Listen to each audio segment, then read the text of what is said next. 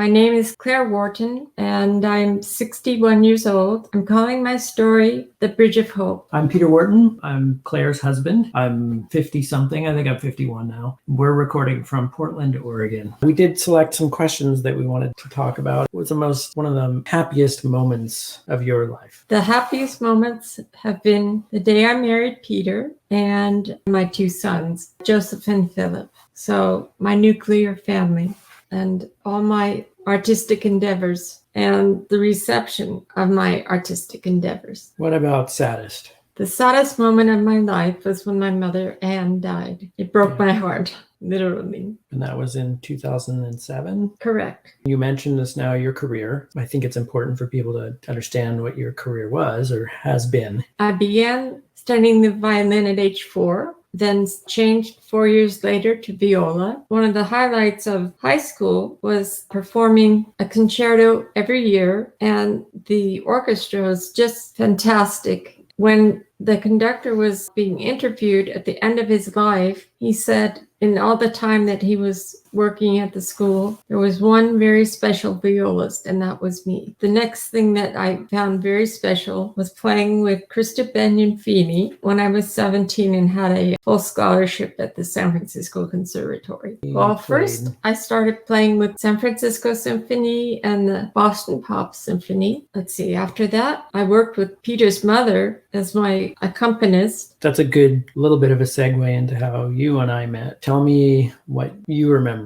I remember Peter as a 6-year-old. He would poke his head around the corner, get the laughter of tinkling bells. It was just divine. And I remember very little of that time. I was young. My mother was your accompanist. I do remember you as seeming very large because I think you were taller than both my parents even at that age. Yes. And so you were very tall and 5'10", a strong presence. But after that time period, we moved to Oregon and you and I didn't see each other again for 15 years. Maybe? Yes. And my father said, well, the Wartons had moved to Oregon and the temperature in Sacramento went over 115 degrees, which was very bad for my illness, multiple sclerosis, which I first experienced at age 22. There was no longer any possibility I could stay in Sacramento. I think it's kind of a charming story of how we re-met when you came here to audition and you actually stayed with Margaret, my sister, Margaret and I,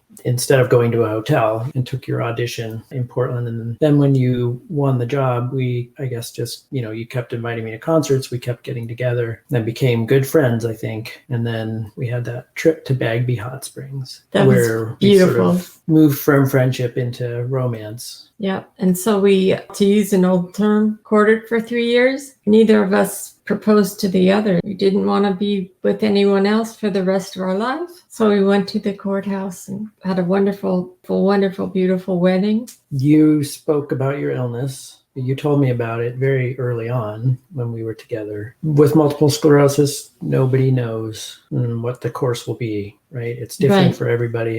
It has widely ranging impacts and symptoms. So we knew that the illness was going to be part of our lives. But I remember, for myself, and I think you too, that we both were in this together. Just sort of both agreed that it didn't really matter. It was a leap of faith. It was a leap of faith. I recently had a bout of pneumonia, and the prognosis was that I wouldn't live very long. After I was out of the hospital, in 2 weeks, I beat the pneumonia. But we are at that stage where infections and the different things that hit your body are much, much harder to recover from. Yes.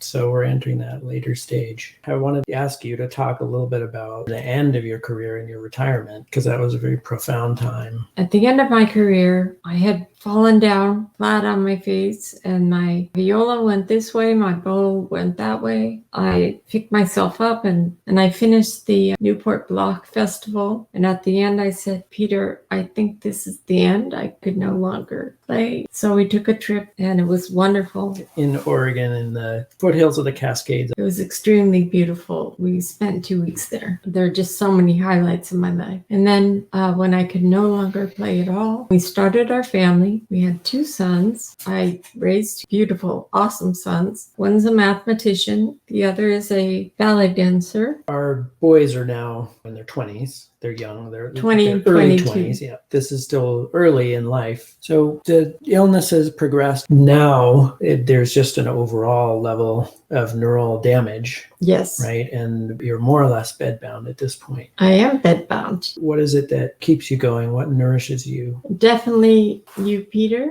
I just don't have any fear of the future or fear of dying. I've come to realize that I've had a very special life.